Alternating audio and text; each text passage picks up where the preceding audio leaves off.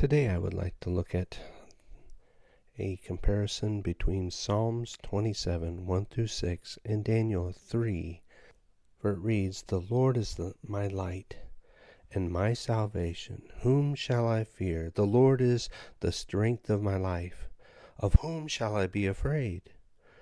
When the wicked, even my enemies and my foes, came upon me to eat my flesh, they stumbled and fell. Though a host should encamp against me, my heart shall not fear. Though war would rise against me, this will I be confident. One thing I have desired of the Lord, that I will seek after, that I may dwell in the house of the Lord all the days of my life, to behold the beauty of the Lord, and inquire in his temple. For in the time of trouble he shall hide me in his pavilion. In the secret place of his tabernacle shall he hide me. He shall set me upon a rock. And now shall my head be lifted up above my enemies round about me. Therefore will I offer in his tabernacle sacrifices of joy. I will sing praises unto the Lord." What a declaration of truth and victory in the psalmist's life. And again in Daniel, the 3rd chapter, we find the 3 Hebrew children standing in the midst, standing before the king Nebuchadnezzar. In verse 16, Shadrach, Meshach, and Abednego answered the king, "O Nebuchadnezzar, we are not careful to answer thee in this matter. For if it be so, our God whom we serve is able to deliver us from the burning fiery furnace. He will deliver us out of thy hand, O king. But if not, be it known unto you, O king, that we will not serve thy gods nor worship the golden image that thou hast set up." They wanted the king to see one absolute thing: trust in God. No matter what happens, God is still God.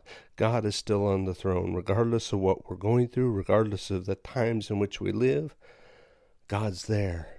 In verse 21 and 23, in those verses, it talks about them being bound with ropes. They were bound. Even in verse 21, it says, with all their things, their turbans and their outer garments and everything, they were bound. They were tied up with the ropes of man's desires. And why do I say man's desires? Because the 3 Hebrew children were trusting God so much that they would have walked into that fiery furnace. They would have walked through all the stuff to get there so that all may know who God really was. So when they were tied up, it was because of man's desires.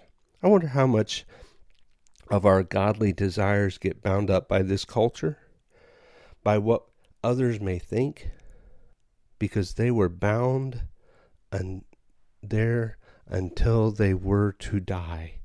And how much of our godly desires or that which we think God has placed upon our hearts to do gets bound up by man's ways or man's desires in hopes.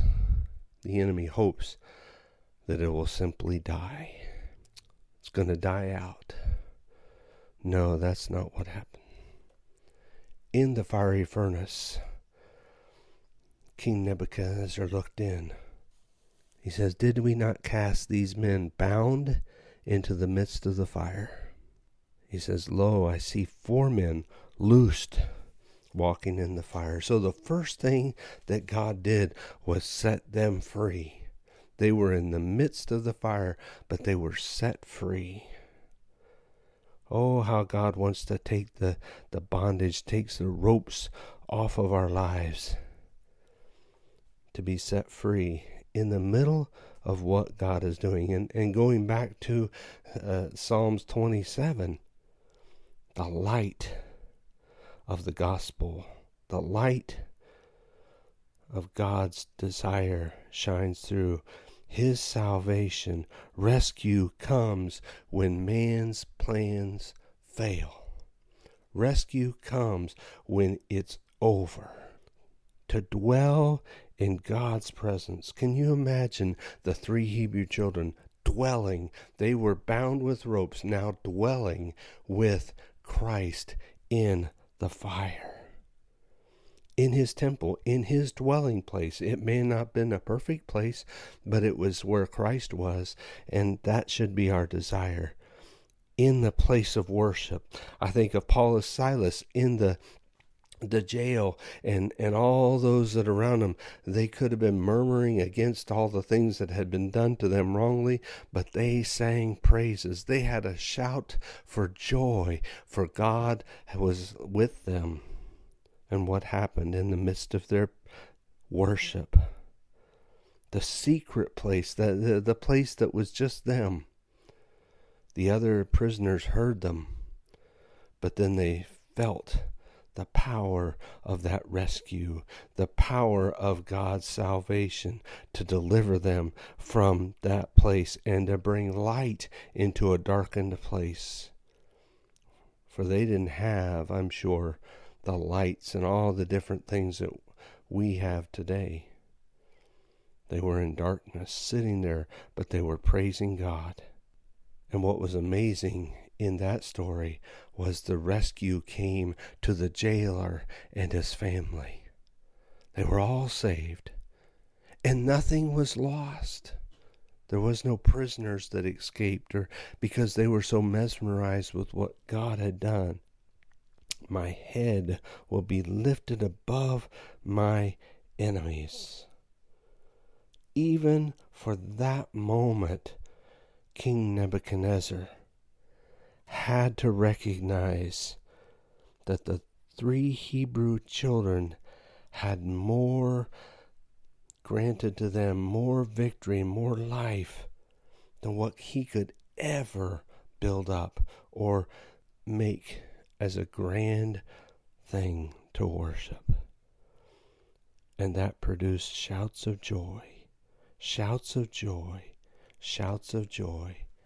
The joy of singing God's victory, singing God's deliverance. In the midst, oh, what freedom comes. Freedom is ours when we allow God to untie that which keeps us bound. What a blessing we have in declaring the truth. My God will not fail. What a blessing that is, knowing that He is our light and our salvation, our hope. In the midst of challenging times, He is our hope. Lord bless you.